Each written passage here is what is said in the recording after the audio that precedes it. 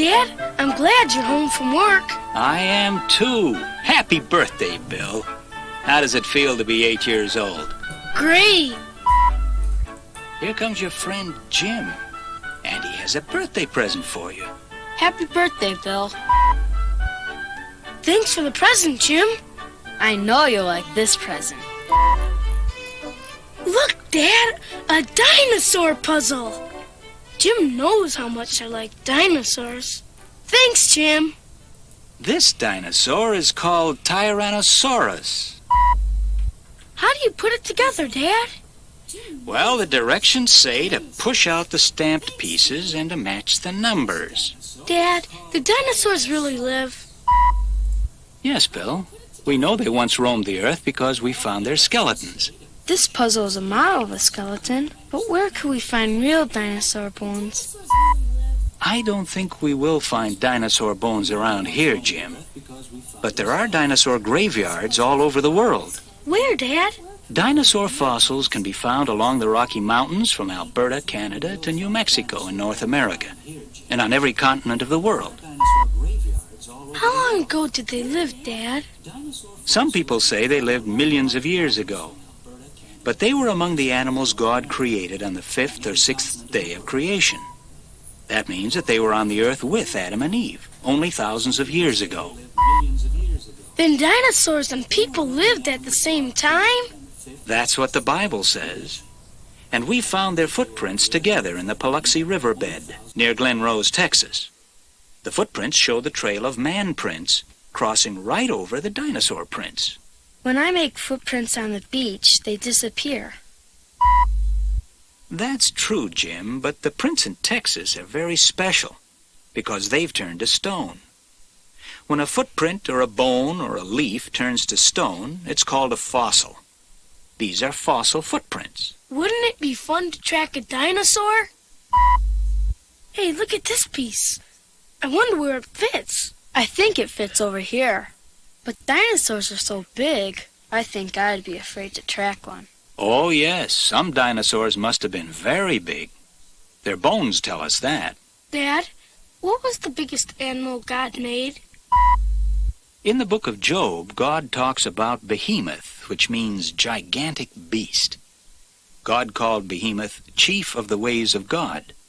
So Behemoth must have been the biggest creature to be created. And which dinosaur was the biggest of all? The biggest dinosaur ever found was called Ultrasaurus, which means super, or beyond what is normal size for dinosaurs. Ultrasaurus was 100 feet long, lifted its head 60 feet high, and probably weighed 100 tons, or more than 15 fully grown African elephants. I don't know any animal that big. It looks to me like this piece holds the body and tail together. Sure enough. Fits fine here. What was the Earth like when the dinosaurs lived? Well, Jim, you know what the Bible says about creation. Remember, after everything was made, God said, "It is good." Giant plants grew all over the earth when the dinosaurs lived because the whole earth had a warm climate. The Earth was certainly different then. There, that fits. How did dinosaurs get so big? You see, Bill, the original Earth was protected so that plants, animals, and people lived longer. And some grew much bigger than they grow today. What did dinosaurs eat? In the beginning, God gave plants to all animals for food. Dinosaurs took a lot of food. All the plants in our yard wouldn't be enough for a dinosaur snack. I sure wonder what happened to all the dinosaurs.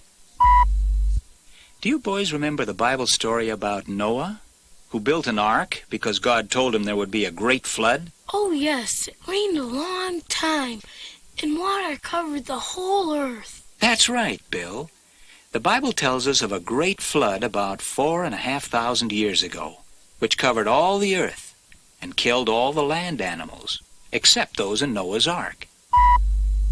Many of the dinosaur bones we find all over the world were probably buried by the floodwaters and then turned into fossils. This leg goes on easy. Were all the dinosaurs killed in the flood? I don't think so, because Noah took 2 of every kind God had made. Also, God told Job that they weren't afraid of the raging Jordan River. So, some must have gone into the ark. But how could all those big dinosaurs get into the ark? God could have sent young dinosaurs to the ark. They wouldn't need much space and wouldn't need much to eat when they got out of the ark. All dinosaurs weren't huge. Some were as small as chickens, and some resembled the small, fast-moving lizards today. Tyrannosaurus does look a little like a lizard. You mean some dinosaurs lived after the flood? What happened to them? Perhaps dinosaurs needed a warm earth with lots of food. After the flood, the world was very different. There were not many ideal places for a dinosaur to live, so most dinosaurs died. Man may have killed them, too. People who lived a long time ago told many stories about seeing dragons. Dragons? You mean dragons were real? If dragons were dinosaurs, they were real. Did they spit fire out of their mouths? We don't know for sure, but they may have had a very hot breath. Tyrannosaurus would have been a scary dragon. Here's the piece that fits on the head. In this puzzle, Tyrannosaurus is a skeleton. What did he really look like, Dad? We don't know what color he was, but evidently the Tyrannosaurus was the most feared of all dinosaurs. He was not nearly as big as Ultrasaurus, but he had a huge head with fierce teeth 6 inches long as daggers. I'm glad Tyrannosaurus isn't alive today. He sure would scare me. That's true, Jim. He would scare every living thing. When God talked to Job about the biggest animal of all, Behemoth, he also talked about another huge creature called Leviathan. God called Leviathan king over the children of pride. He was so fierce, his teeth so terrible, that even the mighty feared him. It is very possible that Leviathan could have looked like Tyrannosaurus in this puzzle. So this could be Leviathan? Funny-looking fellow, wasn't he? He has such long back legs. But where do his front legs fit? Did all dinosaurs look like Tyrannosaurus? No, Jim, not at all. Although we usually picture Brontosaurus when we think of dinosaurs, there were many kinds.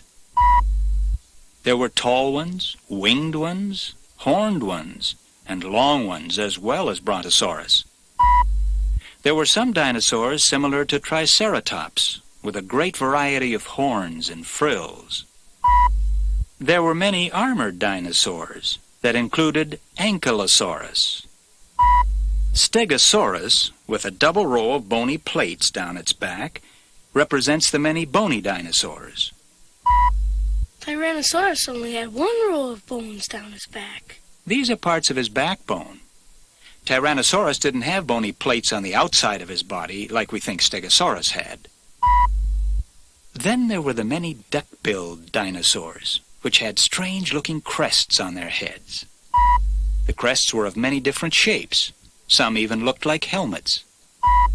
Of course, we can't forget those that took up flesh-eating. We think Allosaurus was a flesh-eating dinosaur. I don't think even people could kill Tyrannosaurus and Allosaurus. Apparently not. God pointed out the uselessness of ordinary weapons like hooks, spears, swords, and arrows in trying to kill Leviathan. Behemoth and Leviathan made Job understand God's great power and glory. Job then humbled himself before God and glorified him. Do you think the bones of the giant dinosaurs can teach us something? Dad, I think only God can make a huge dinosaur. I think God wants me to remember that He made me, too. Good. You're both right. God wants us to glorify Him as creator of all things, including the dinosaurs. Most of all, we should glorify Him for creating us. Every time Jim and I put the dinosaur puzzle together, we will remember that God made Tyrannosaurus. And we'll remember that God made us, too.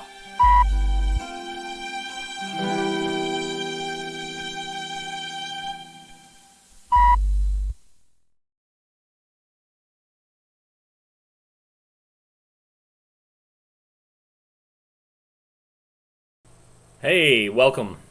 I'm Skip Elsheimer of AV Geeks. I collect old 16 millimeter films and 35 millimeter film strips, as you just saw. And I delight in showing them to folks like you all over the world. Thanks to the internet and me doing screenings, we have been doing a daily screening around lunchtime because a lot of us are stuck at home, and I wanted to give everybody a break from watching the news or reading about the news. And so we're dipping back into the past films that I have digitized. I have around 2,000 digitized that I'll be playing back. I'm not at my archive right now because my wife is immunocompromised, and so I'm quarantining myself from mostly the rest of the world. But I got a hard drive filled with films, and I have interns, assistants who are actually working at the archive and digitizing even more stuff. So, yeah. Anyways, so that last film strip was by the Creation Science, I think it's Creation Science Research Institute. And it explains how dinosaurs fit in the Bible, and jumps to many, many conclusions. I actually have gone to a couple of creation science museums, one in Glen Rose, Texas, one in, I think, Santee, California. I haven't gone to the big one yet outside of Cincinnati in Kentucky. I want to go to that one. But what's interesting is, like, they all have their own theories about how the dinosaurs existed, and they all kind of hate each other. So there's all these different ideas about it, and there's lots of jumps and logic and interpretation of the Bible in weird ways. It's fascinating, and yes, I know it drove some of you absolutely crazy. So sorry, and no, I won't bust out mimes as a palate cleanser. That's probably a horrible idea.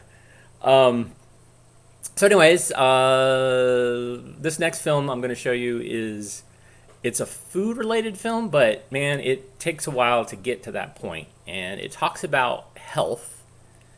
It's a really odd film. I like it. It's a sponsored film, and I'll let you try to figure out who it's sponsored by. I think it might actually say at the beginning, but it's really odd. I love it. Visually, it is so crazy.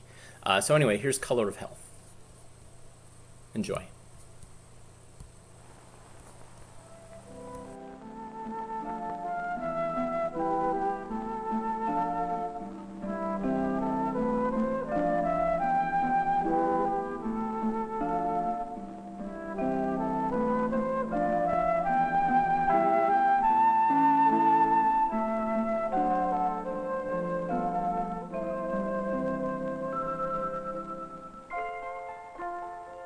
As childhood passes and youth grows to adulthood, the toys and playthings of yesterday are discarded and forgotten. Today is a time of new challenges, new ideas, new responsibilities.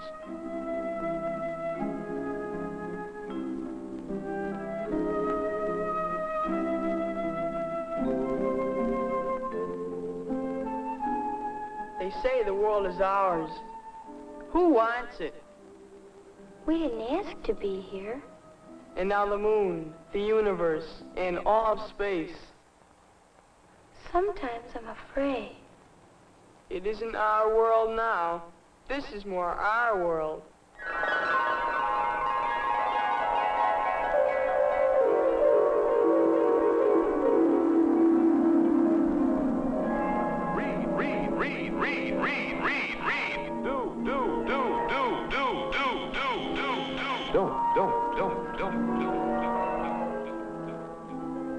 What are they trying to make of us?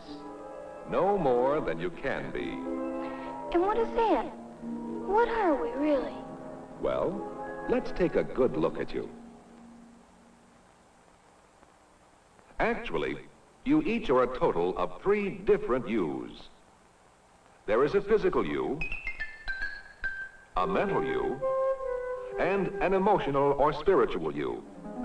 And what you are as a whole person depends upon how fit you keep each of your different selves because these selves vitally affect each other.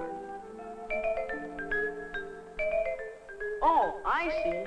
When one of me is weak, then all of me is not as good as it could be. But how do I keep these three selves of mine healthy? I think I know. Our parents and our church help us to learn how to live, and we study and we learn, and we exercise to keep ourselves physically healthy. That and more. For instance, let this disc be you. The three U's: emotional, mental, and physical you. Take a closer look. It takes more than exercise to maintain physical health. I agree. You have to have rest and sleep, too. I know I do. And what about medical and dental care? And food. You both are right. Now let's make all three of these as active as we can.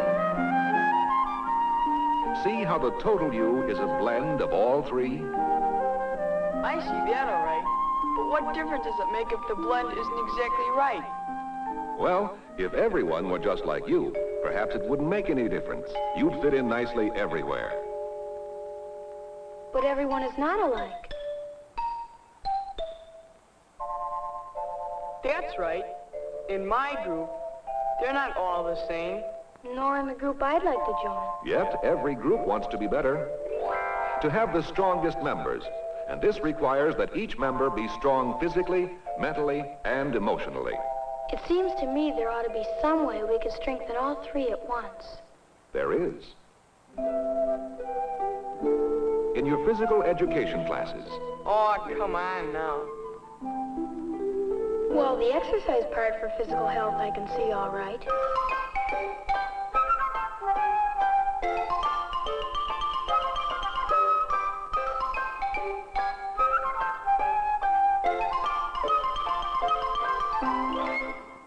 But how does it exercise the emotional me? That would be the part represented by the blue, wouldn't it? it is. And have you ever thought about this? Learning to play by the rules develops sportsmanship, develops character. And so does learning to share the game. I know it's fun to win, but when you lose, you have to know how to take it. Right. And that's emotional and spiritual development.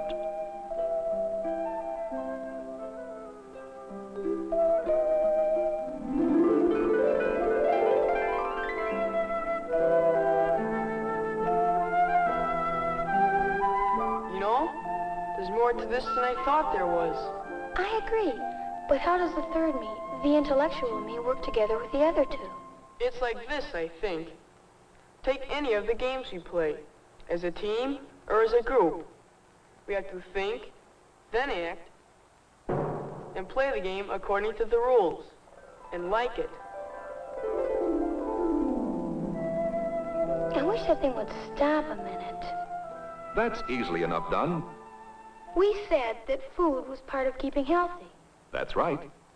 And I know we talk about food and diet in health education classes, but how important is it, really? That's what I want to know, too. I'm not going out for any of the teams, so why should I worry about a balanced diet? Maybe you can figure it out for yourselves, if you'll just let those mental cells of yours work for just a few minutes.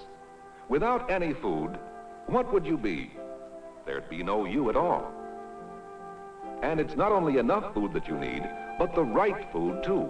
Only with the right nutrition will you feel like doing the things you like to do and the things you have to do, and feel that you can be the one you'd like to be. Without the right nutrition, the chances are you just won't measure up to the standards of your group. Eating a complete diet will help your mental alertness and is a factor in emotional stability, too.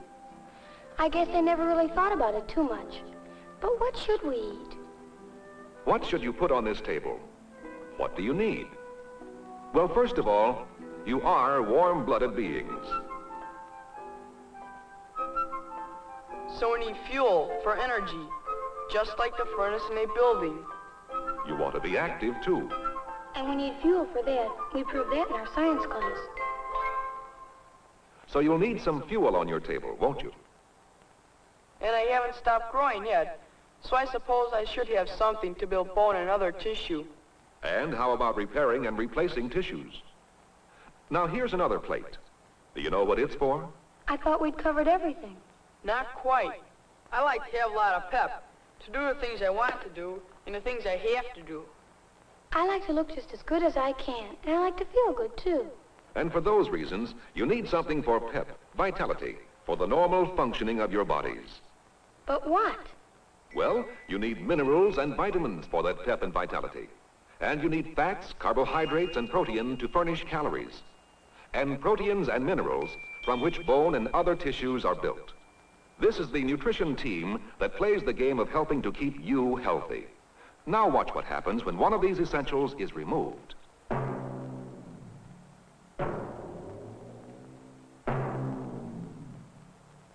Remember, when your diet is unbalanced, your physical self will not be healthy, and so your whole self suffers. You will not be as alert as you can be, and you'll be hard to get along with. You do want a full team, a strong team. A good team, naturally, but one that looks like something good to eat. Then how about this? Here is where your nutrition team comes from. Take protein, for instance. Protein comes from meats, eggs, dairy foods, dried beans, and from enriched and whole grain bread. How about minerals? These foods are rich in minerals, such as iron and calcium. Enriched and whole grain bread are important sources of minerals. And you recognize the vitamins character, don't you? Vitamin A comes from deep green and dark yellow vegetables, and from whole milk, butter, and margarine, too. And I learned the other day that you have to have B vitamins to keep healthy. Here are the best known of the B vitamins, thiamine, riboflavin, and niacin. Thiamine is the vitamin most likely to be shorted in most diets. It is found in pork, enriched in whole grain bread and cereals, beans, and potatoes. Riboflavin is found in milk, enriched in whole grain bread and cereal, meats, and green vegetables. Niacin is found in poultry, fish, enriched in whole grain bread and cereals, and potatoes. And I think you get vitamin C from fruits, tomatoes, potatoes, and leafy vegetables. Yes, and there are other vitamins. Vitamin D, for example, that you get from the sun, from seafoods, and from fortified milk. You'll find that all foods carry calories, some more than others. You must have calories to stay alive. Of course, if you don't have enough, you'll be too thin. And if you have too many, well, just remember that the total of all you eat in one day depends upon how big you are, how active you are, and how efficient your body is. And when you eat, morning, noon, or evening, or even for snacks, remember that the full nutrition team will work for you only when you choose your food to include some of each of the basic 4 groups. Tomorrow, at breakfast, the most important meal, remember and choose wisely for the sake of your total health. I suppose we should. But it isn't always easy, especially when there's a choice. But the choice is yours. I think I understand.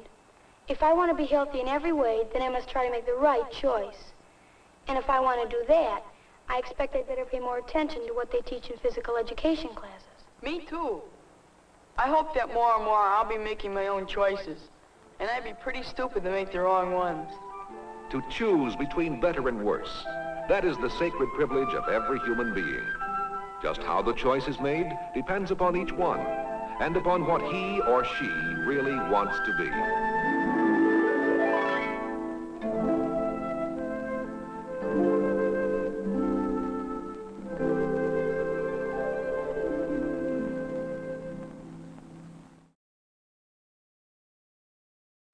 Wow.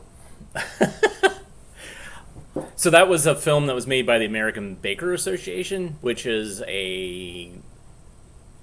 it's this organization set up for bakeries, people that make bread and various grain-based products. And it's kind of related to another film I have called Your Daily Bread, in that it still has that wheel in it. And they use the wheel as a way to kind of break down the different food groups. And they talk a lot about enrichment wafers to making bread healthy for you, an important part of your diet. So this film is crazy, though. Man, the first couple of minutes, I was like, what is this? This is really nuts. And it's all about health and emotional health and mental health. It's a very odd ad for bread. And the only thing I can figure is a lot of films that I have that talk about nutrition were actually made by the American Dairy Association, so that they could kind of insert dairy as being an important part of the American diet. And so maybe this was their attempt to kind of say, well, bread is also part of that. So, but yeah, this one is kind of nuts. And that is the food related film of the day. I've been trying to show at least one food related film at lunch because it makes sense. Yesterday we learned how to make a tuna rarebit sandwich for hungry boys, thanks to the gas company, or your gas company. So the next film that we're going to watch is it's a wonderful film that's trying to get teenagers and young adults to realize that sitting around you can be doing something else. And so I'm not saying this should apply to you, but this is a better use of leisure time. And certainly give yourself a break, because there's a lot going on, and you need to give yourself a break. But this is for teenagers back in the day. So here's better use of leisure time. Enjoy.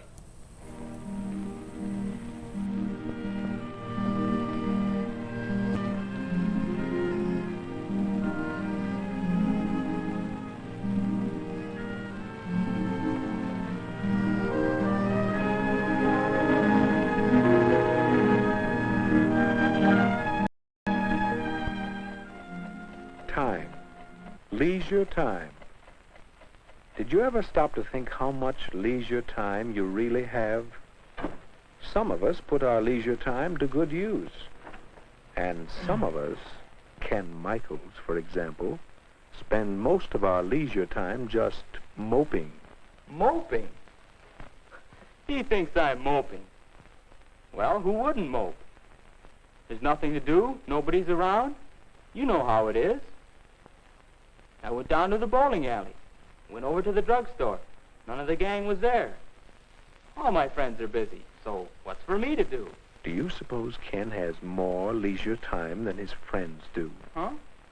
Well, no, I don't have more time. We all spend about the same amount of time in school, and the rest is leisure time. I've got nothing to do but wait for supper. My friends have more things to do. They're lucky. Ken's pretty lucky, too. Listen to that. All right, I'll bite. Why am I lucky? Because you have so much leisure time. Time in which you can do things you enjoy. Time in which you don't have to work. Like this, huh? Is that good? Let me show you a few things. Suppose you had lived 100 years ago. What would you have been like? Take a look. Where? Oh, is that me? Is that what I would have looked like 100 years ago? Well, perhaps. But now, well, let's look back 100 years again and see someone else. Who? Hey, that's my dad. Young man, you get off that bed and get to work. After you clean out the stable, you can build some new steps for the back porch. While I work 72 hours a week, no son of mine is going to loaf. 72 hours? 12 hours a day, 6 days a week. Tomorrow morning, young man, you're going out to get a regular job. You can work too, and earn your keep. Not so good, Ken? Well, let's try another picture. Say about 50 years ago. Oh, hello, Simon. Well, say, I've got some new pictures for the stereoscope. We'll look at them tonight. Don't forget about your chores. Have them all done by the time I'm through work. And keep the wood box full. Boy, how long will you work, Dad? Why, 10 hours. 10 hours a day, every day except Sunday. 60 hours a week? Boy. Well, Ken, let's take a look at your father's time as it really is today. Hi, Dad. You sure don't work as long hours as they used to. That's right, Ken. It's a wonderful thing to be able to do so much work in so little time. This 40-hour week suits me fine. And some people even work shorter hours nowadays. Oh, by the way, Ken, how'd you like to play a quick round of golf before supper? I think we can work it in. And then later I'd like to shellac that new bookcase I'm making. Well, Ken? Yes, Dad does enjoy his leisure time. And to think that a few years ago, people didn't have nearly so much time to themselves. Yes, we've gained a lot of leisure time in the last century or so. All of us. Wait a minute. All of us? Mother should hear you say that. She's always complaining that she doesn't have enough time. Well, let's see about that. Can you picture your mother as she might have been 50 years ago? I guess so.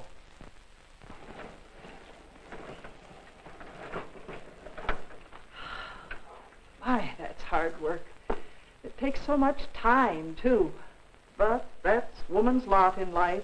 Scrub clothes, carry water, bake bread, feed the chickens, till time to go to bed and then get up again to start all over again. You see, Ken? Now, how about today?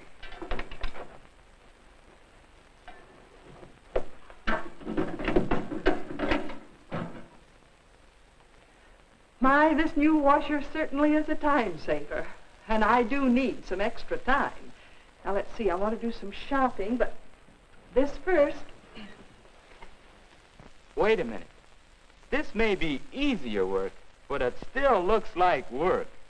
Oh, well, I have to plan the program for the Women's Club next month. That's one of my favorite activities, you know. It does keep me busy, but, well, that's not work. What do you think, Ken? Well, Mother does have more leisure time now. But still, she's always busy. How does she find so many things to do? How can I find something to do with my extra time? Or for that matter, what about you? I don't know. It seems as if leisure time is a problem. Well, let's see how your friends have met that problem. I told him once my friends were all busy. Oh, busy. They have something to do with their time.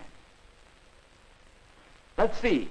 Last I saw of Dave, he was headed that-a-way. You mean this way? Yes. Dave has a hobby of identifying birds. It's a pleasant way of spending his time, and besides, it helps him with some of his schoolwork.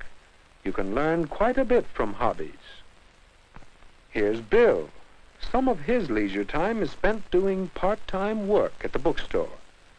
Along with earning some spending money, he's getting experience that will help him later on. And Alice is devoting some of her leisure to learning to sew. That's something she'll be glad she did when she's older. And right now, she gets a big kick out of it. Here's the way Marge spends some of her leisure time. She's learning to play the piano. She's getting a lot of pleasure from her own accomplishment, and she's acquiring a skill that will help her socially. And some of the fellows spend their time in group activities that are building them up physically, as well as providing them with a lot of fun. So that's what they're all doing. No wonder I couldn't find them. I'll bet you think I should figure out something to do with my time. The question is, how will I know it's the right kind of thing? How will I know I'm using my time well? Your father mentioned a bookcase he was making, didn't he? Remember how he worked at it last night? Some things from your hobby, don't you? Do I?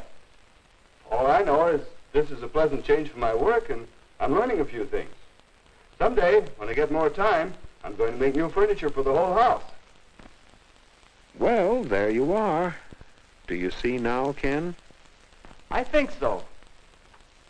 A good use of leisure time should give you a change. It should help you learn things, and, well, I'm not sure about the third. It's a good idea to have a long-range goal for your leisure time activities.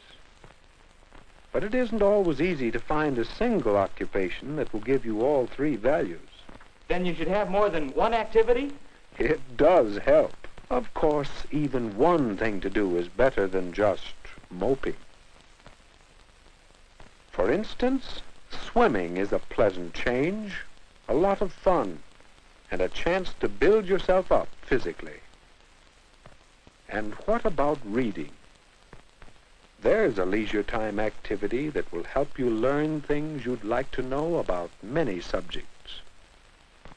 And this hobby could have a long-range goal, perhaps a job in the air. I get it. You know, I took some pictures once. Yeah, I got a camera for Christmas. Now, let's see, what did I do with that camera? It's around here somewhere. I gotta straighten this place up, too. Oh, here it is. You know, photography ought to make a good hobby for me. Yeah, might even want to make a business out of it someday. Thanks. Well, what about it? Will photography give Ken a change? Can he learn while doing it and perhaps prepare himself for better living? Will he have a long-range goal to give him satisfaction? And what might be some good uses for your leisure time? Will you let time slip away from you? Or will you use it well?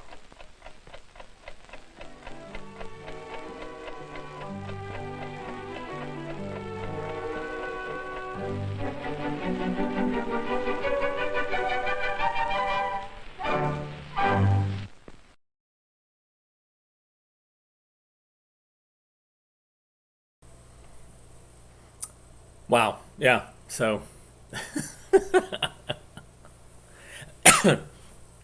instead of all that aimless sitting around in your bedroom trying to figure out what you want to do, you can remotely visit other people. I think that's the takeaway with this, is that he is listening and talking to people from the past and people in his life, but not actually going there. It's fascinating. I think they did it for budgetary concerns, but yeah, that's kind of what we're doing now, right? So someone on either Facebook or YouTube asked about. He said the color of health was missing anybody of color, and that's the thing, is a lot of educational films didn't really start featuring people of color until the mid '60s and late '60s, '70s. But there are some notable exceptions, and I'm going to show you a film that's one of my favorite because it has my name in the title, although it is about a dog who is mildly racist. So this is Skipper Learns a Lesson. Enjoy.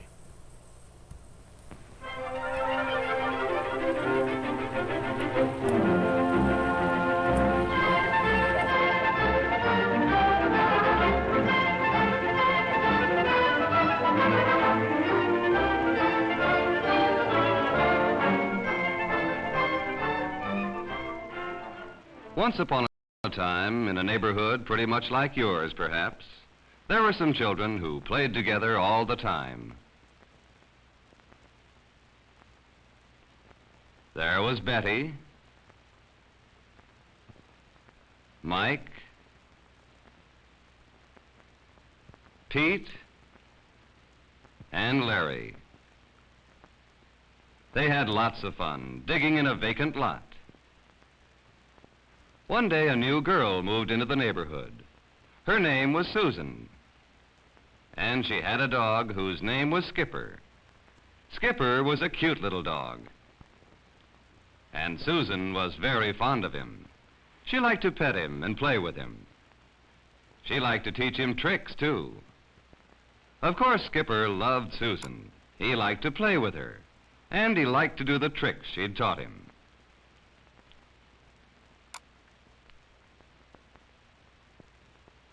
But fond as Susan was of Skipper, she didn't want to play with him all the time. And when the children who lived in the neighborhood came along, she was glad to see them. They invited Susan to play in the vacant lot with them. Larry said, "Come and play with us. We're digging a trench." Mike said, "If you'll come and play with us, you can have one of our shovels."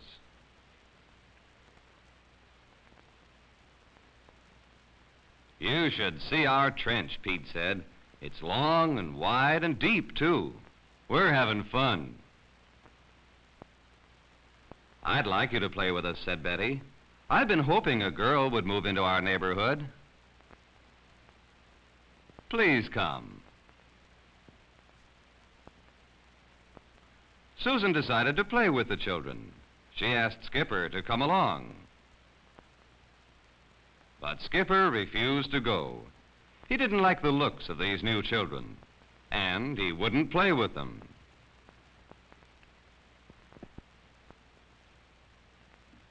While Susan and her new friends went off to have a good time, Skipper stayed at home on the porch.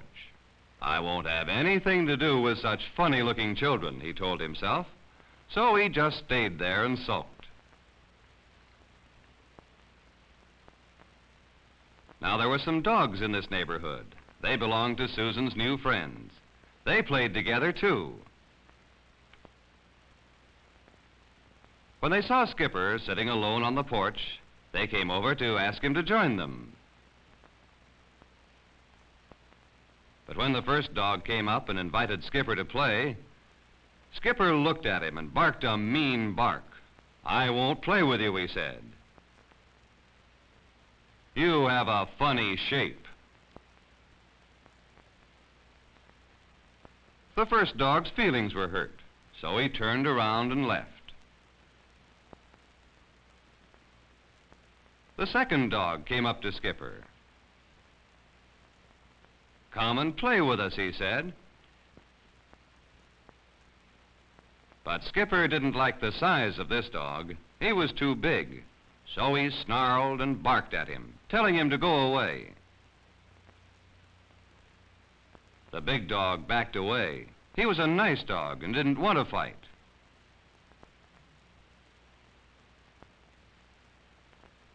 Skipper looked at the third dog, who was still sitting on the lawn. And he snarled and barked again in the meanest voice he could manage. "I don't like the color of that dog's coat," he said to himself. He snarled and barked some more. And he chased the new dogs all the way down the street.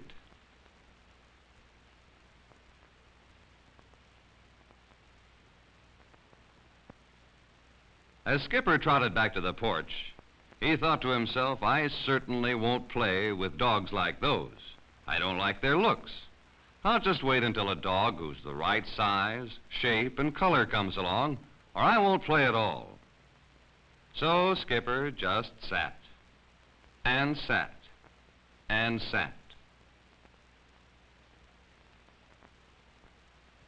But soon he got tired of sitting.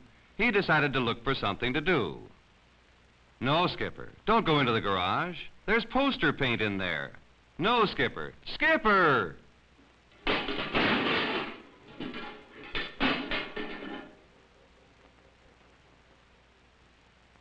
Uh-oh, poor Skipper. Poster paint all over him. And off he went to find Susan to ask her to clean him up. As he started down the street, he met the first dog.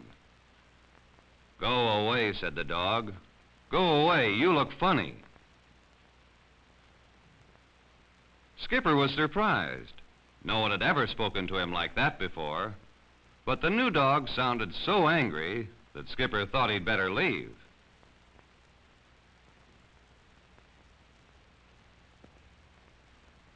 And then he met the second dog. The second dog looked at Skipper and said, "Go away, you're funny." "Maybe you don't remember me," Skipper said to him. "I'm Skipper. You wanted to play with me before." "Not now," said the second dog. "Go away." He sounded angrier than the first dog, and just as Skipper was about to leave, The other dogs came up. Hiding behind the big dog, the third dog said, "Go away, Skipper. We don't like you." Skipper had had enough. "Look," he said, "you're all being pretty silly. This is just paint on me. It's only on the outside. Inside, I'm no different than I was before." "You're the silly one," said the big dog.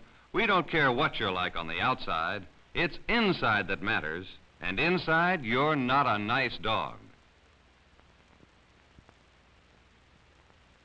And then the three dogs chased Skipper all the way home.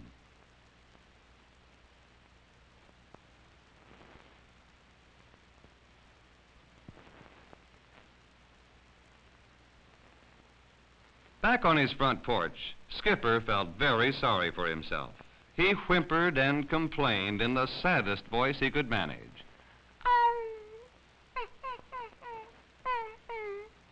In the vacant lot where she was playing, Susan heard Skipper. With the other children following her, she raced off to see what was wrong. As soon as she saw him, she knew what was wrong. She went into the house for soap, water, and a wash tub.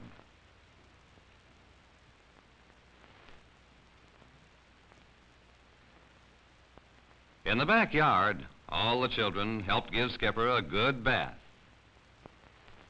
And while they washed him, Skipper did a lot of thinking.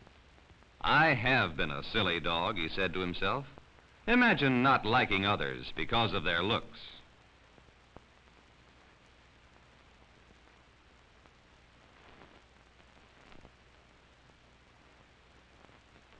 While the children dried him, he thought some more.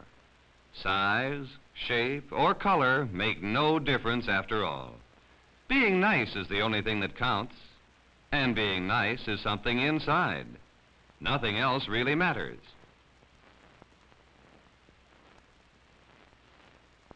After Skipper was washed and dried, everyone went back to play in the vacant lot.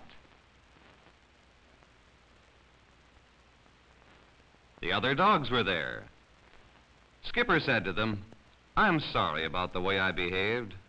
I'd like to play with you now if you'll let me." After that, everyone played together and had a good time.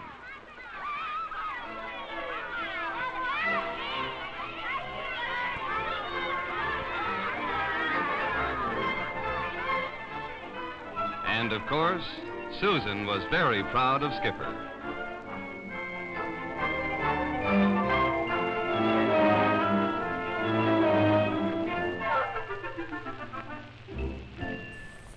Yay! Skipper learned his lesson. Yay!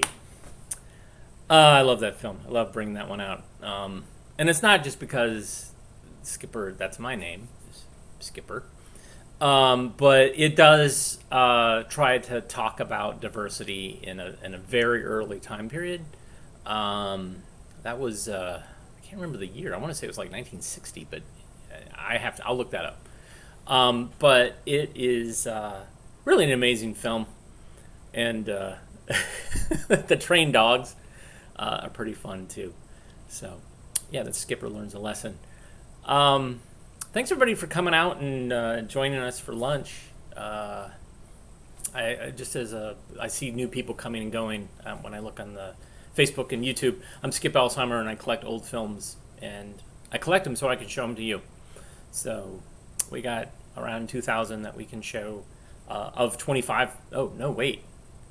Is it 27,000? Man, I can't remember. I can't remember that number. I just got like 1,600 in December, and we've been digitizing those, some of the choice ones. And this next film is actually from that batch. This is a wonderful film. It's called Dickie Builds a Truck, and I like it. It's got a cool, kind of slow, thoughtful vibe to it, and I really like it. I really enjoy it a lot, and it's kind of shows playtime, and it kind of shows letting kids handle things that are sharp and that could hurt them at an early age in a smart way. So Here's Dickie builds a truck.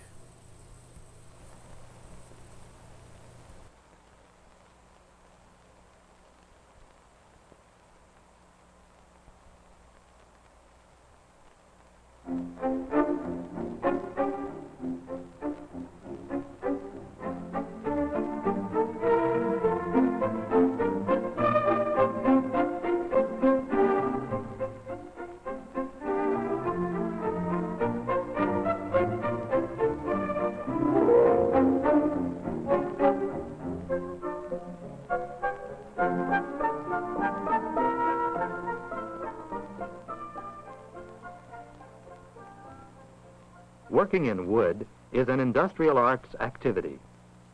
The children enjoy building trucks, boats, and airplanes. Dickie chooses a truck picture from the picture box. He wants to build a flatbed truck.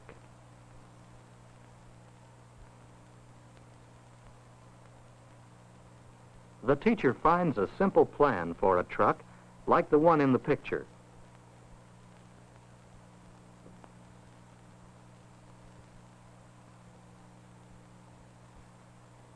Dickie returns the picture to the box so others may use it. He selects wood of the proper size, a board for the truck bed, a block the same width for the engine,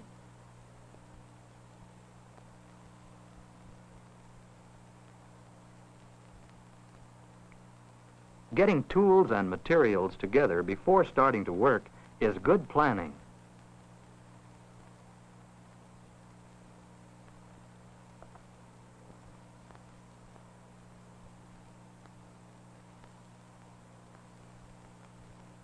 A C-clamp is used to hold the wood firmly to the sawhorse. Dickie decides on the length of the truck bed. Before sawing, he uses a tri-square to mark the wood.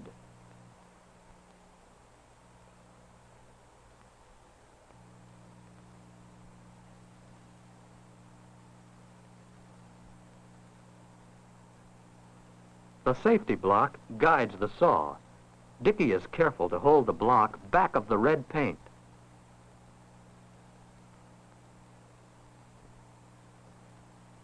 To keep the wood from breaking, he holds the end.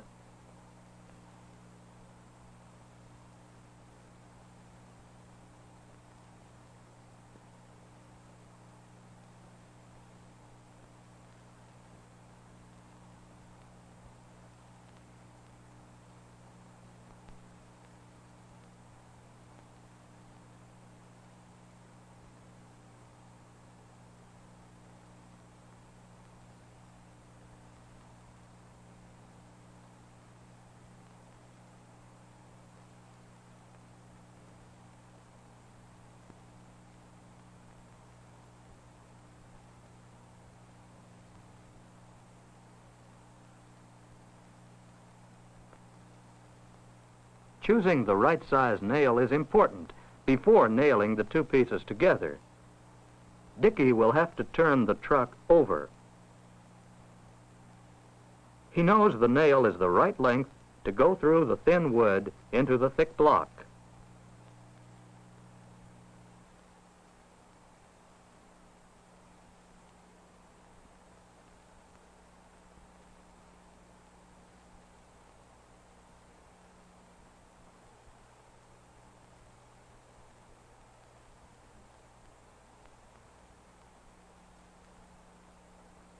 One nail allows the block to turn. Several nails hold the block firmly.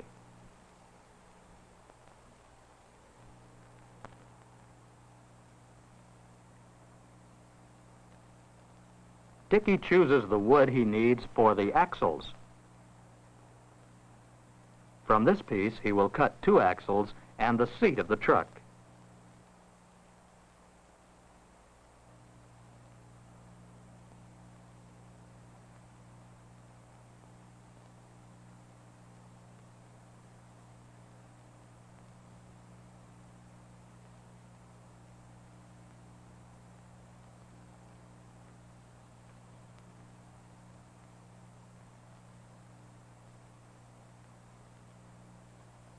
Jane needs help with a bent nail in her boat.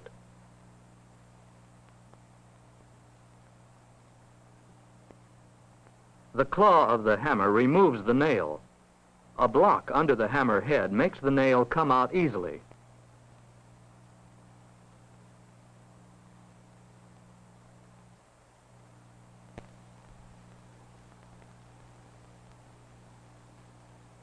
Jane chooses a new nail in place of the bent one.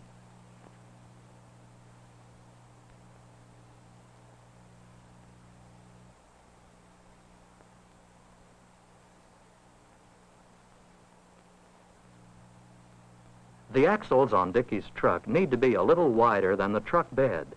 This will allow the wheels to turn when they are nailed in place.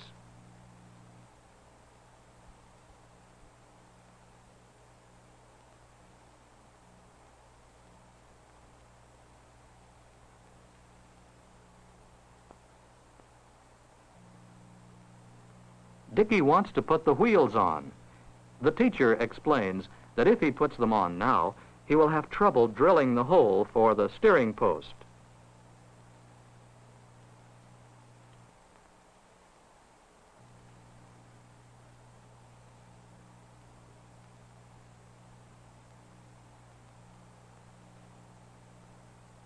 The brace and bit is used to drill the hole at an angle.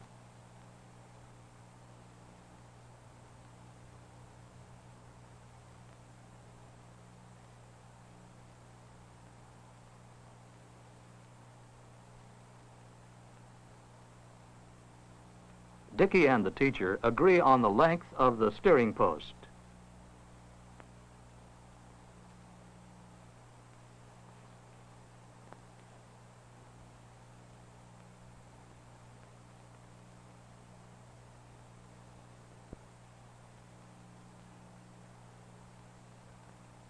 To keep the dowel from turning while it is cut, Dickie uses a bench hook.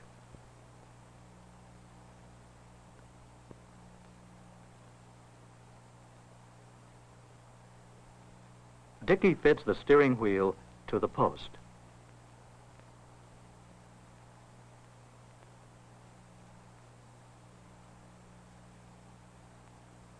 Dickie has cut the parts of the truck cab and he's ready to put them together.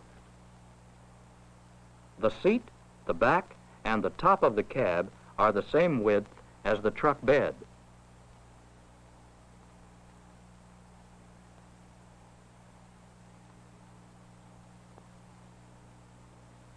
First, the back of the cab is nailed to the seat block.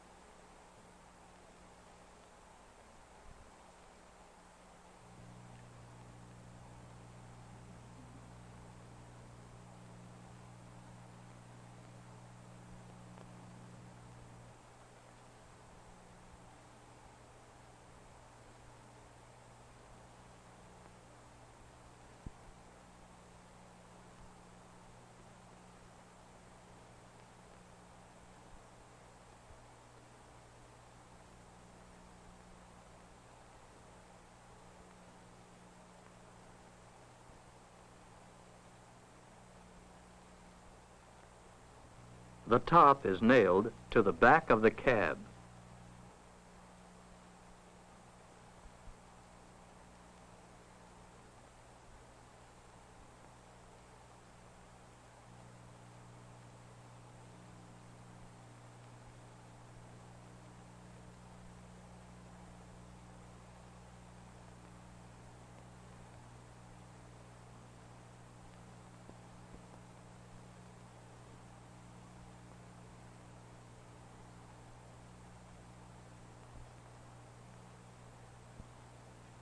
Dickie starts two nails through the bottom of the truck bed.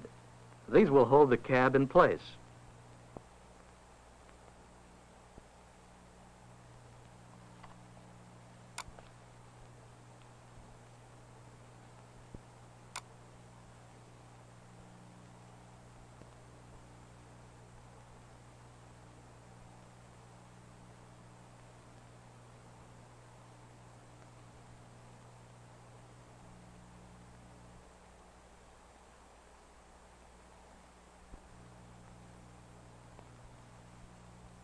Now the truck is ready for the 4 wheels.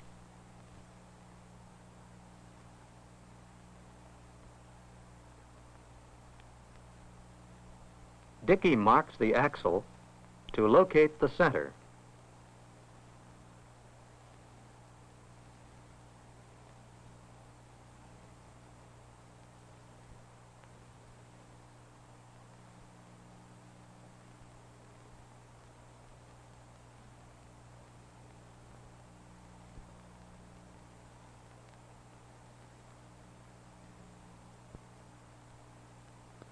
Dickie uses a thin nail, which will let the wheel turn easily.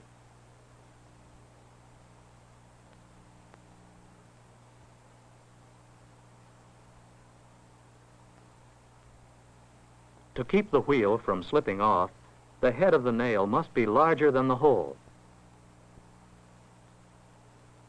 While building his truck, Dickie planned carefully.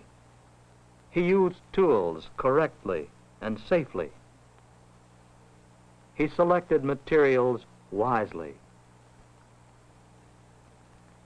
He's happy with his finished truck.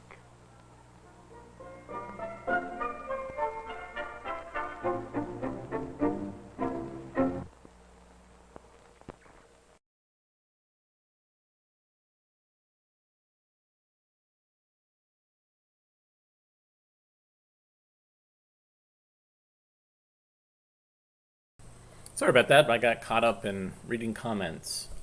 Yeah, where are you guys watching from? I'm interested to know. Write in the comments from whence are you watching. Yeah, thanks guys for joining me for lunch. This, as I said, it's a great thing for me. I enjoy doing this. Gives me a little bit of something to look forward to every day. It gives me a chance, a reason to take a shower every day,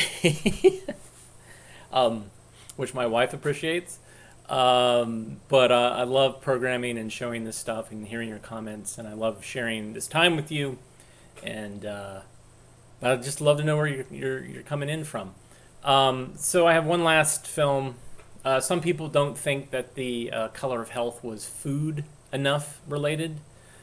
So I have another one that I lined up. What I do is before I get started, I kind of slot a bunch of films that I think I want to show. And then based on your comments, sometimes I'll change things. Like I wasn't planning on showing Skipper Learns a Lesson, but somebody brought up a question that I thought, oh, I should show Skipper because one, it's a great film, and two, and it addresses the question. And that film came out in 1952, 53, which is pretty amazing to have people of color and address racial diversity so early on in school films. So this last film is a very interesting. Well, it's interesting in a couple of ways. One, I don't know if you guys have been watching any of the cooking reality shows related to cakes and cake decorating. My wife and I have been watching Great British Bake Off, going back and watching the early stuff. That's the only reality show I will watch, by the way. That's it. Nothing else, because reality shows kind of suck. Anyways, this is a series of lessons on how to do basic cake decorating. And it was shot on video, and then it was transferred to film. It was called Kinescoped. And it features Wilton. It features the guy who makes all those cake pans, makes all those cake decorating things. And he's a character. And it keeps jabbing at women in weird ways. And so I'll let you watch this kind of as we go out. Thanks again, like I said, for tuning in. You can support us by going on Patreon, but you can also support us by just sharing this link, sharing this daily thing that we're doing with friends and family, coworkers who you're not really seeing, but you kind of enjoyed having lunch with. This might be an opportunity for you both to watch something together. I don't know. If they think they'll dig it. But also support your local artists and your local businesses, small businesses, because they are hurting. So do what you can, buy a gift certificate or figure out a way to support them. They will appreciate it. And so this is The Art of Cake Decorating, featuring I think it's Norman Wilton, and very catty person. So enjoy, and then I will see you again tomorrow at 1 o'clock. Thanks again. Bye.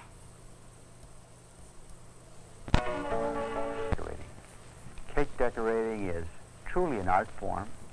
It's a fun, creative hobby, and yet you really don't have to be an artist to be a good cake decorator. It takes very little equipment. Notice on this particular cake, actually anything that, any type of a picture you would look at using the proper tubes and with your icing at the right consistency, and just following simple step-by-step instructions, you can become a fairly good cake decorator in a very short period of time. Another interesting thing about cake decorating is that, once you start to decorate, you will really decorate most of your life. I have been decorating most of my life. My name is Norman Wilton, and I'm kind of known as the daddy of the cupcake makers. I think the first thing we'll show you today is the sugar mold method.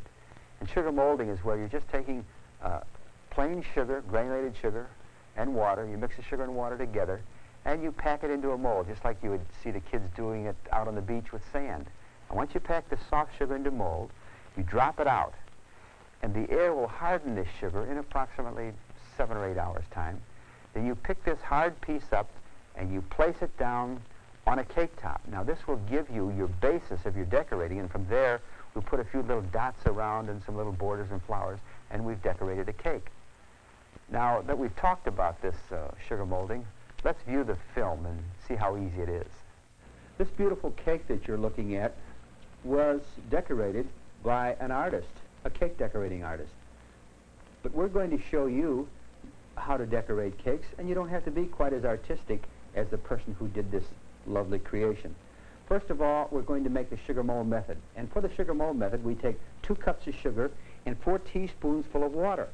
And you just mix the sugar and water together like you would playing with sand. In other words, you just keep rubbing it and working it in, and it becomes very soft, like a sand, like your children would be playing with sand on a beach. Now you pack it into a mold. In my case, I'm using a basket mold. After I pack it in, I drop it out, lift the mold off, and we have a perfect little basket. In approximately, 6 or 7 hours, this basket is going to be hard. If I want the basket to harden up very quickly, I would put it in the oven about 200 degrees for about 5 or 10 minutes, and the basket now is hard and we can work with it. So by working with it, I'm going to place the basket on a cake top. The basket is placed on a cake top. I want to put a handle around it. So I'll take a decorating tube, about a number 16 tube, and just with a little series of back and forth motions, you see, I'm making my handle. Squeeze, squeeze, squeeze, squeeze, a little series of loops.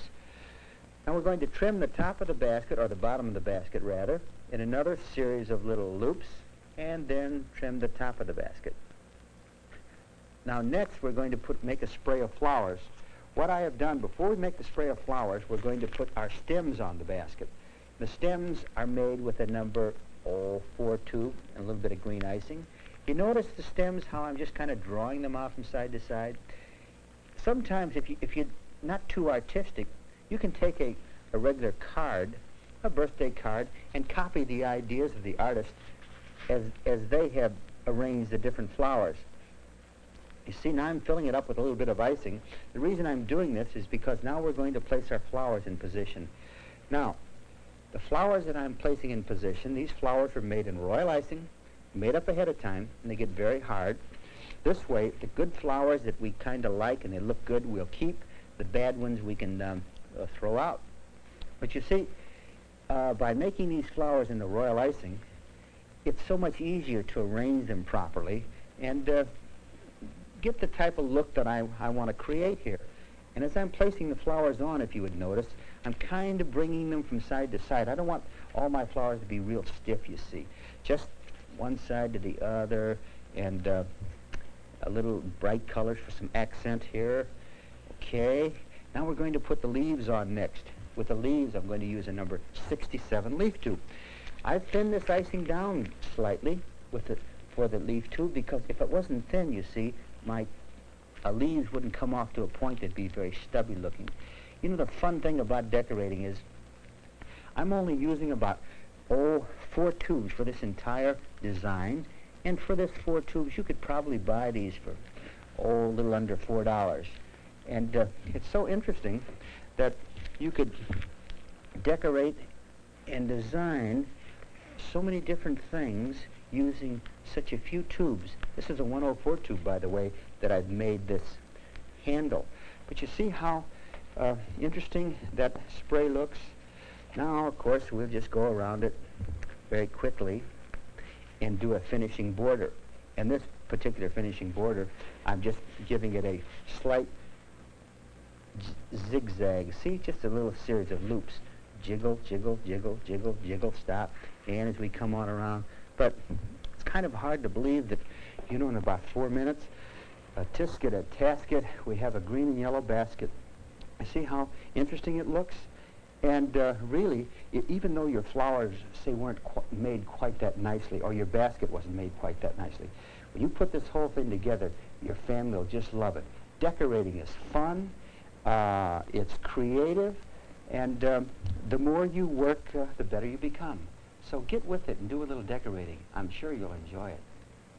Sugar molding is not necessarily limited to cake decorating. We can make little party favors, put a little handle over the top of them, and we could also drop out a heart, place it on top of a cake, and then we would put a border around the top of this. You know, border work is kind of the framework of a cake. Let's take a look at some various techniques in border work. The beautiful cake that you are looking at is really the epitome of border work. You'll notice, even from the top piece, which is totally made of icings, all the way down to each individual design. This is done in freehand, and this would be the type of borders that a very fine cake decorator can do. But we're going to show you today how you could do some very simple borders, and that really aren't as difficult as they appear to be. You'll notice here's a shell border, and this little side border, and this is a drop border on the top. In a step-by-step way, we hope today that you too are going to become fairly proficient in border work. We're going to start off with a number 22 tube, and I'm just going to make a series of dots, squeeze and stop, squeeze and stop, squeeze and stop, squeeze and stop. It would be kind of like a star drop border. The next step would be squeezing and lifting it up. You notice how I'm lifting it up? Now these very bright colors that you see in the border work were made by stripping the inside of the bag with a paste color, jiggle, jiggle, jiggle, back and forth. We strip the inside of the bag with a paste color and then add icing, so we get a two-color effect. Now the next border we will do is a shell, and this is something that everyone likes to see and is probably the most familiar with. You see how I make the shell? I lift it up and come down, heavy, easy, squeeze, stop, squeeze, stop, squeeze, stop. Just a series of shells. Another interesting border would be reverse shell. Squeeze to the right, squeeze to the left. You notice how I lift that tube up, though, as I squeeze, and I relax pressure as I come down. So you really got to let go of the pressure as you come down. Let's change a tube now. And the idea of changing this tube, because I want to show you, using the same border, a reverse shell, look how different it's going to look. So see, the idea is, by changing various tubes and using the same techniques, it really looks quite different, you see? Fun thing about decorating is the fact that you need just a small amount of equipment, maybe 4 or 5 tubes that wouldn't cost, in a bag that wouldn't cost you over, $3.98 or so. This is a little side border that would go on the side of the cake, you see? Speaking of side borders, sometimes we want to practice to working a border right on the side of the cake. So I'm going to show you here. I'm going to work on the side of an inverted cookie sheet. You would for practice, but of course I have a cardboard so you can see it a little better. Let's say on a drop border, I'm going to squeeze, let it drop, stop, touch. Squeeze, drop, stop, touch. Squeeze, drop, stop, touch. You see how I don't follow that down, but I let it drop down by itself. I'm using about a number of 5-2. Look how I'll make these little bows, a figure 8. Actually, it's really a lot easier than you would imagine. Because sometimes you think, golly, cake decorating must be a very difficult type of a hobby. But it isn't. I'm using a number 104 tube. Zip, just a nice easy loop. And then if I want to, notice the bow that I put on the top? I can do the bow with a number 104 tube. This would be the type of tube you'd make flowers with or roses with, you see? But now, here's another border for the side of the cake, but it's a fluted edge. See, it's a draped ribbon with a fluted edge. Jiggle, jiggle, jiggle, jiggle, stop. Jiggle, jiggle, jiggle, jiggle, stop. Here's another simple one, just a little drop and 2 jiggles. A drop and 2 jiggles. A drop and 2 jiggles. So, the thing about border work is the fact that you can do a cake, and by just varying your different designs and your various borders, many different things can be done. It's not so much the tubes you use, but having your icing at the proper consistency, using the proper movements and techniques. Many different designs can be made. And as we had talked about before, you saw these borders being broke down very simply, and so you can see that it really isn't too difficult to do, just making each design similar to the one before, and you have decorated a cake. Okay, now we saw how to make borders. Now, you notice the easy rhythm that I picked up. It was a squeeze and a stop, a squeeze and a stop. You do the same in order to do border work properly. And practice it first on an inverted cake pan. And when you get the technique down, then place it on a cake top. Border work, of course, leads into flower making. We're going to show you the art of flower making and see if you too can become a flower artist. The beautiful flowers you are looking at are made completely with royal icing, using a meringue powder and a powdered sugar, or sometimes an egg white.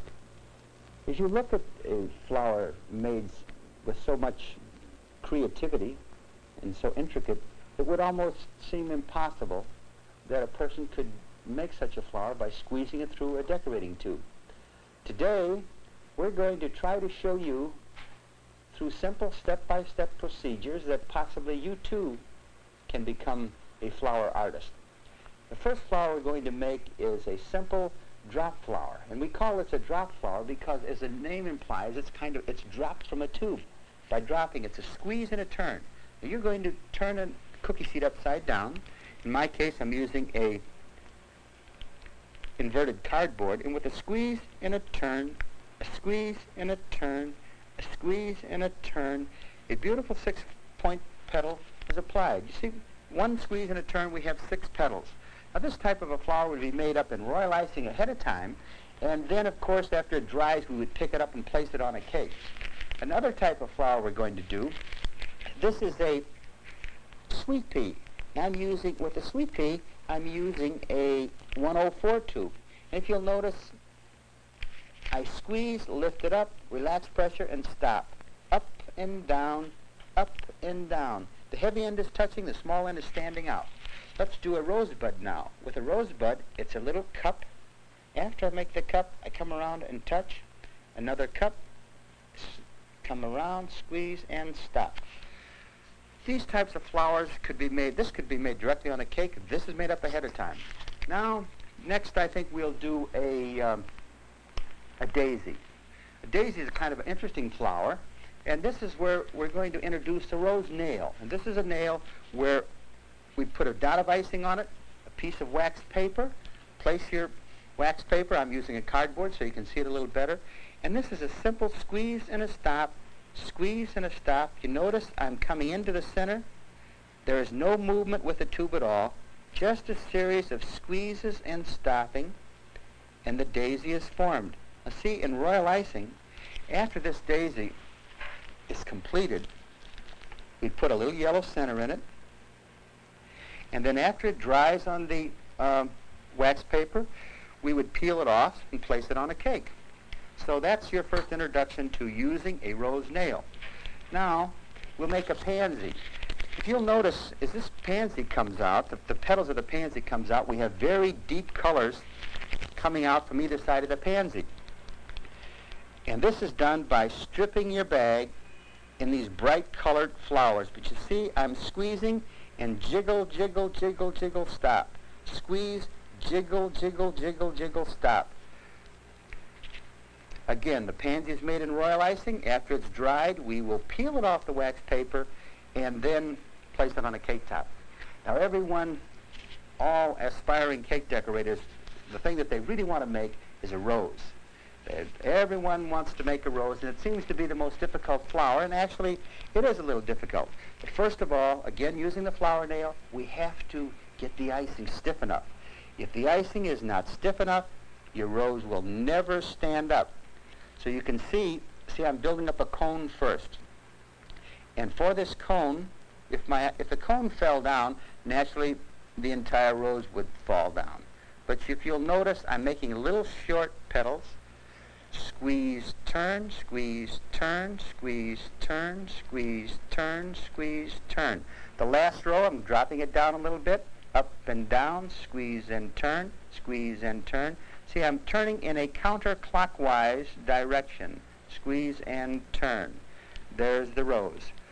So as you look and view some of these flowers, you'll notice that depending on what we are doing, sometimes using the same tube, I will make a very tiny petal. You see? Very tiny petal. Or I could make a larger petal or a very large jiggling petal. So the fun thing about cake decorating is you really don't have to be an artist, actually. All you have to do is have a few pieces of equipment, maybe $4.95 worth of equipment, and the proper procedures and the proper icing. And you, too, can become a flower artist. You know, flower making, as you think about it, we did all these various flowers with one or two different tubes. So it's not so much the tubes, but it's the proper technique. And figure piping would be the same type of decoration, only here we're using round circular tubes, and we will use tubes like number 3 to, say, number 10, depending on what we're going to do. The bigger the figure, the fatter the tube. So let's try a little figure piping and see how it's done. We're looking at an interesting children's cake, and the thing that makes this so unique are the little clowns that are piped around the side. Figure piping really isn't as difficult as it appears to be. It's kind of like three-dimensional drawing. You take a children's coloring book with very simple figures and lines, and we're going to do the same thing in icing today. Let's start off making a simple little clown. I'm using like a number 10 tube, and I put a little ball which makes the clown's head, and another little ball for the bottom portion of his face, and then his body, and of course one leg coming out to one side and another coming out to the other, and a couple of little lines for his arms, and not trying to be too perfect with it, you know. That's the thing that makes figure piping difficult. You always want to do everything just exact. And after all, when you're kind of sketching like a little children's cake, we don't do things so exact. I'm using a number 3 tube to do the trim. If you'll notice, there's bright colors coming out of here. Before I put my icing in, I dipped a brush into paste colors and then put the stripe of icing in the inside of my bag before I added my color. Before I added my icing. And in that way, you see, I got this very bright paste color and bright look with my icing. Okay, so much for the clown.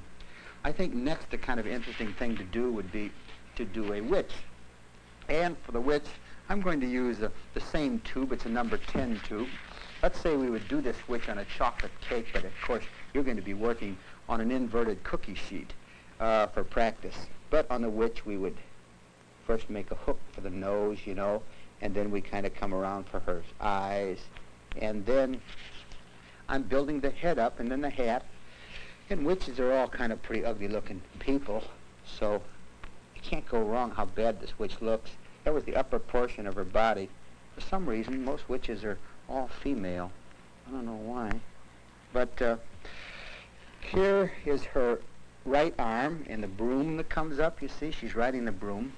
And so far, we haven't put any clothes on this witch. It looks like she's streaking. But we'll put a few clothes on her here.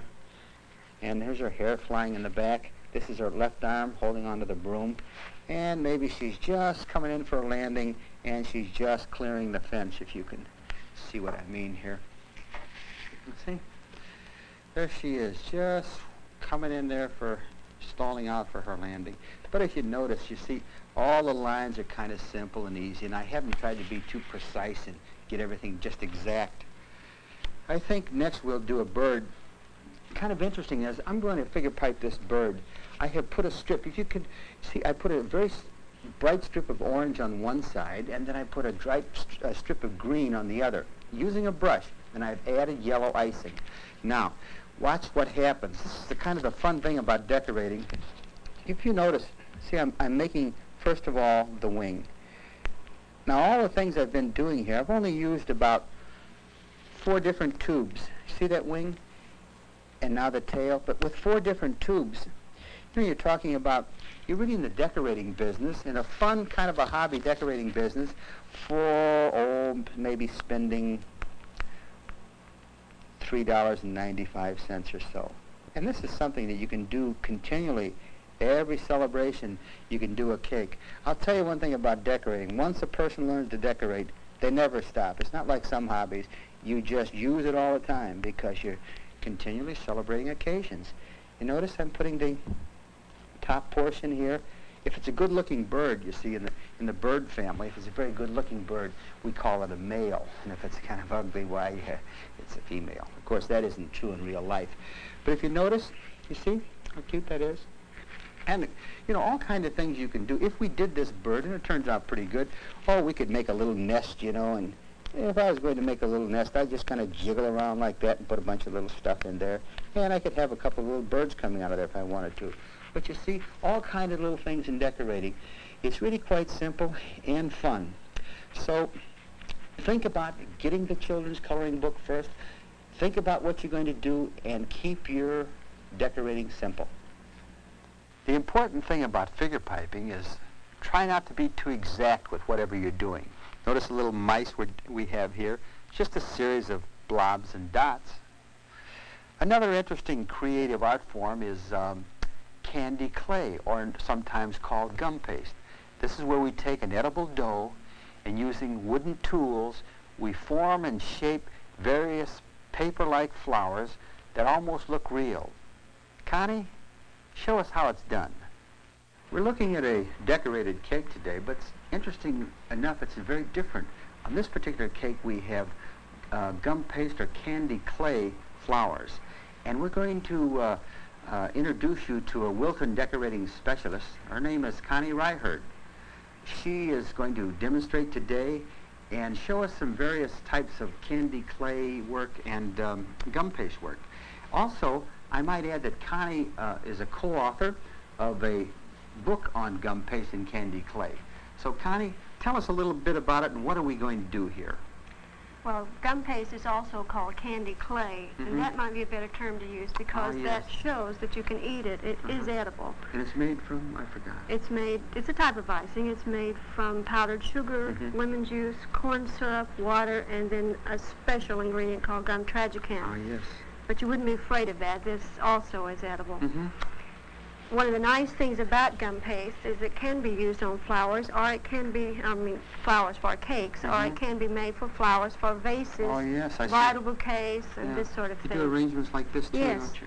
And this is one thing I'd like to show you now. Also, these are the carnations, and I'd like to show you how to make them. Okay, that'd be great. Okay, first of all, in this art, we have many cutters we've developed. Right now I use about 20 all the time, and And This- you're rubbing in here what kind That's of? cornstarch. I see. I use that so that this clay or paste does not stick. Mm-hmm. I don't want it to stick to my cutters or the sticks or the board or anything. I see. The powdered sugar keeps it from sticking. Oh, No, the the cornstarch cornstarch, keeps right, it, and the powdered sugar makes it stiffer. If you Right, want. I see. yes. Okay. Now this is the cutter. It's about the size of a $half. Oh, It's yes. just a disc. Mhm. And I'm going to cover this that I'm not using because it does tend to dry out rather quickly. I see. And depending on the humidity, the drier it Right. is, the more it dries. I see. Right. Now I'm using just a stick here. Yes. It isn't just a stick. I have a series of sticks I use, different see. sizes for different flowers. Setting it down. Mm-hmm.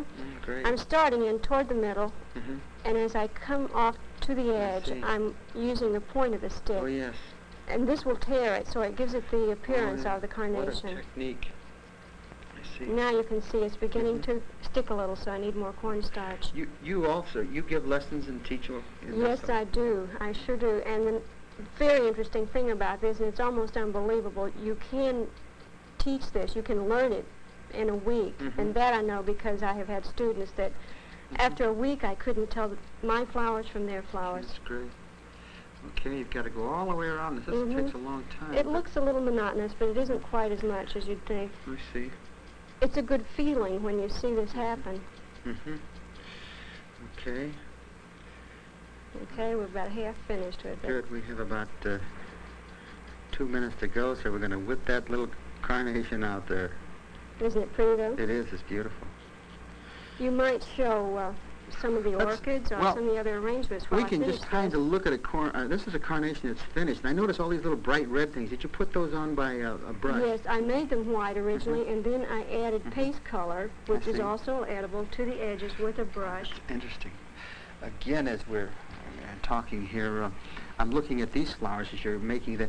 Each one of these are made with a different type Different of cutter cutters, and a little different technique. Yes. Probably what you're doing though is one of the toughest flowers, is it not? This to is make? about the next to the last flower we get to I see. in the class. The last one, of course, is the orchid, I see. because it does take a little longer to learn. Now, when this is finished, I've gone all the way around. Okay. I'll take water on a brush and wet just the center. This makes it sticky. I see. So now I'll fold it over to the middle, And the water keeps it together. right, Isn't that and cute? press it up to the ruffle.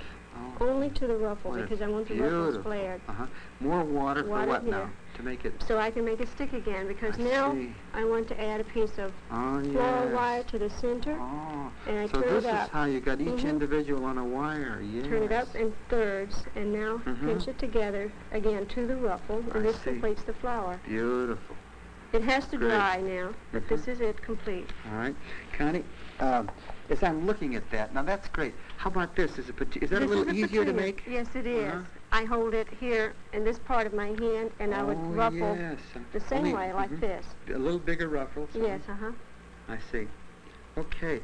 Well, that's so interesting. Just what would you sum up like in the gum paste work?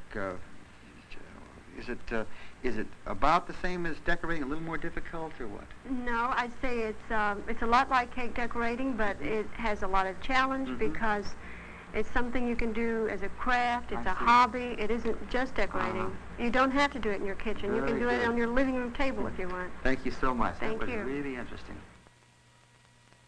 With gum paste, you can roll it out like a pie dough, place a pattern on it, cut around the pattern, and when that hardens, you stand it up, and you can take these various sections and glue them together in royal icing, so you can construct houses with it.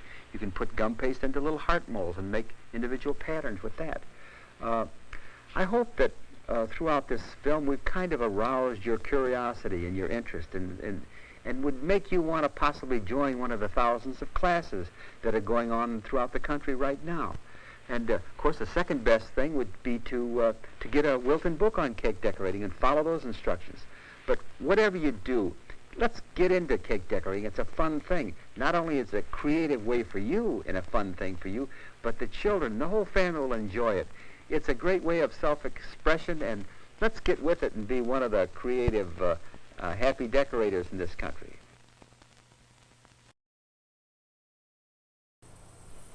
Thanks everybody for watching Norman and Connie. Jiggle, jiggle, jiggle, stop. Jiggle, jiggle, jiggle, stop. I'll see you tomorrow.